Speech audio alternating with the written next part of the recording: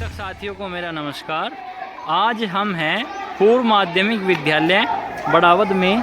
यहाँ आज हमने बाल संसद का चुनाव करा रहे हैं। चुनाव की प्रक्रिया आपके सामने है। आइए हम आपको चुनाव की प्रक्रिया से रूबरू कराते हैं।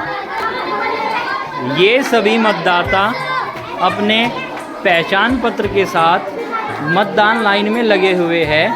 उसी के साथ ये दो मतदान अभिकर्ता इनकी पहचान कर रहे हैं, जिससे कि कोई भी गलत वोट ना पड़ पाए, सबको वोट का अधिकार दिया जाए तथा चुनाव को निष्पक्ष तरीके से पूर्ण कराया जाए।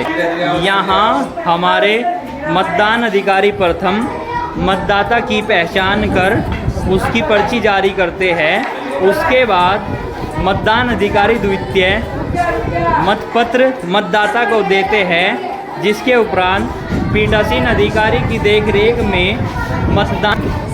यहाँ मतदाता अपना मतपत्र पर वोट देकर पीठासीन अधिकारी की देखरेख में गुल्लक में वोट जमा करेंगे।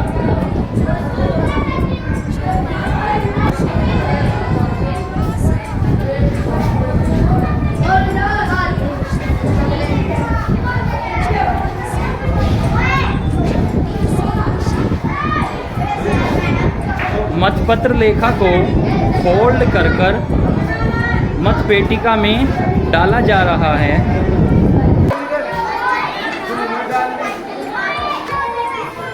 खुशी बेटा, जैसे आप वोट डालकर आए हैं, आपको कैसा लग रहा है?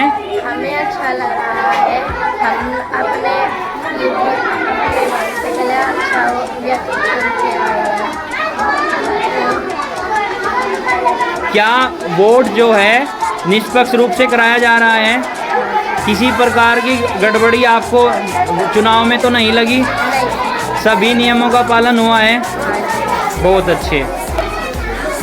ये हमारे दो मतदान अभिकर्ता मोनिस और समद। आइए हम इनसे पूछते हैं किस प्रकार मतदाता की पहचान की जा रही है। मोनिस जी, मैं आपसे पूछना चाहूँगा, आप मतदाता की पहचान किस प्रकार कर रहे हैं? आधार कार्ड स्कैन कर रहे हैं और अंदर भेज रहे हैं। बहुत अच्छे। यदि किसी बच्चे के पास आधार कार्ड नहीं है तो वो कह रहे हैं कि अभिभावक से सत्यापित किसी पहचान पत्र के आधार पर ही वोट का अधिकार दिया जा रहा है। समझ जी, आप किस प्रकार कर रहे हैं? आधार कार्ड कोई फर्जी वोटर तो नहीं आ रहा? बहुत अच्छे, बहुत बढ़िया। आइए हम अब सेक्टर मजिस्ट्रेट से मिलते हैं कि किस प्रकार चुनाव की प्रक्रिया चल रही है। जी मजिस्ट्रेट साहब। शांतिपूर्ण मतदान का बहुत तरीके से चलाया जा रहा है। सबके आधार कार्ड चेक किए जा रहे हैं और उनकी पहचान होने के बाद ही वोट डलवाया जा रहा है। जी जी जी। से कोई गड़बड़ी नहीं चल रही है। बड़ी शांतिपूर्वक चुनाव चल रहा है। अच्छा, अभी 1 घंटा हो चुका है मजिस्ट्रेट साहब, कितने % पोलिंग हो चुका? लगभग 40% मतदान हो चुका है। बड़ी तेजी से अच्छा चल रहा है मतदान। इस प्रकार तो अनुमानित हो रहा है कि पोलिंग लगभग 80% के आसपास हो जाएगा। 80% हो जाएगा अवश्य। धन्यवाद मजिस्ट्रेट साहब।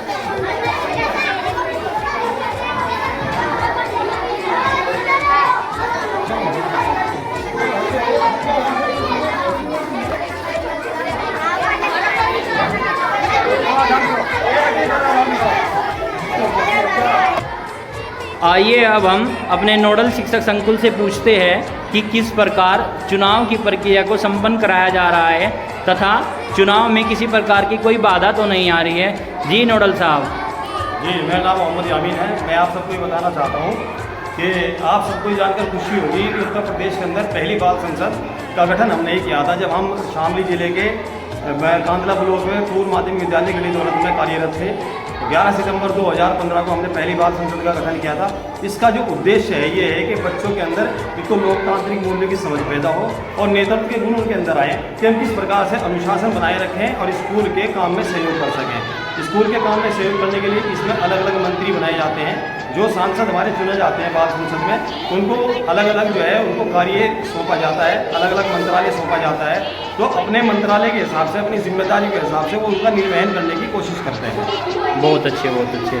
तो आपको क्या लग रहा है कि किस प्रकार बच्चे चुनाव में भाग ले रहे हैं? क्या बच्चों में किसी प्रकार की विशेष रुचि का अनुभव आपको हुआ है? हाँ, जैसे हम अपने समाज शास्त्र में नागरिक शास्त्र पढ़ाते हैं, तो उसमें नागरिक शास्त्र में हमारी जो चुनावी व्यवस्था है, जो हमारे चुनाव आयोग है, हमारी संसद है, संसद में जो कानून बनते हैं, हमारे राष्ट्रपति का क्या कार्य है, हमारे प्रधानमंत्री का कार्य है, मंत्रिमंडल क्या काम करता है, कैसे देश के विकास के लिए योजनाएं बनाता है, उसी प्रकार से विद्यालय विकास की योजना तैयार करने के लिए बाल संसद का गठन किया जाता है। उसमें अलग अलग लोगों को जिम्मेदारियां सौंपी जाती हैं ताकि मिलकर सब विकास करें, अनुशासन बनाएं और विद्यालय में, सांस्कृतिक कार्यक्रम में, विज्ञान के क्षेत्र में, पर्यावरण के क्षेत्र में स्वच्छता को बनाए रखने के लिए वो सब अपना अपना योगदान देंगे। जी जी।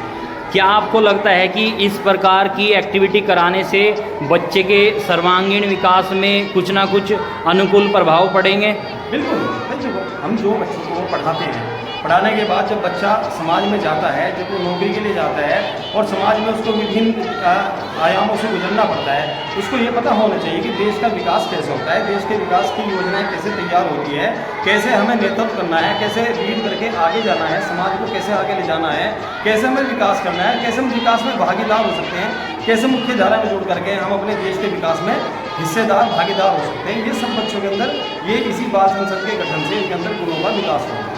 बहुत अच्छे सर, धन्यवाद सर, थैंक यू। आइए अब हम मिलते हैं हमारे शिक्षक संकुल साथी जो आज पर्यवेक्षक का यहाँ काम कर रहे हैं, जो बाल संसद का यहाँ पे गठन किया जा रहा है, जो चुनाव किया जा रहा है, उसके बारे में आप क्या समझते हैं? क्या इससे विद्यालय विकास में कुछ सहयोग प्राप्त होगा? नमस्कार सभी शिक्षक साथियों को, मेरा नाम आदित्य तोमर है। मैं शिक्षक संकुल अंगदपुर नायब पंचायत जिला बागपत से हूँ, ब्लॉक हमारा ब्लॉक है। मैं कहना चाहूँगा कि हमारा मेन उद्देश्य ये है कि हम बच्चों की जो समस्याएं हैं वो बच्चों तक सीमित ना रहे। यदि बच्चों को कुछ समस्या विद्यालय में लग रही है, जैसे कि खेलने से संबंधित, पानी से संबंधित, कुछ वातावरण से संबंधित, पुस्तकालय से संबंधित, पुस्तक से संबंधित, तो बच्चे में एक कैरेक्टरिस्टिक पैदा करे कि बच्चे उन समस्याओं को हमारे सामने प्रस्तुत करें। यदि उसमें कुछ बच्चे ऐसे हैं कि अपनी समस्याओं को हमारे सामने नहीं रख सकते, तो वे अपने प्रतिनिधि के तौर पर किसी को भेजें कि वो उनकी समस्याओं का समाधान करे। इस प्रकार समाज साथ की भावना भी बच्चों में पैदा होगी, एक विशेष अनुभूति होगी और एक सहयोग की भावना भी बच्चों में पैदा होगी और इससे निश्चित रूप से बच्चों के सर्वांगीण विकास पर अनुकूल प्रभाव पड़ेंगे। बहुत अच्छा, बहुत शानदार।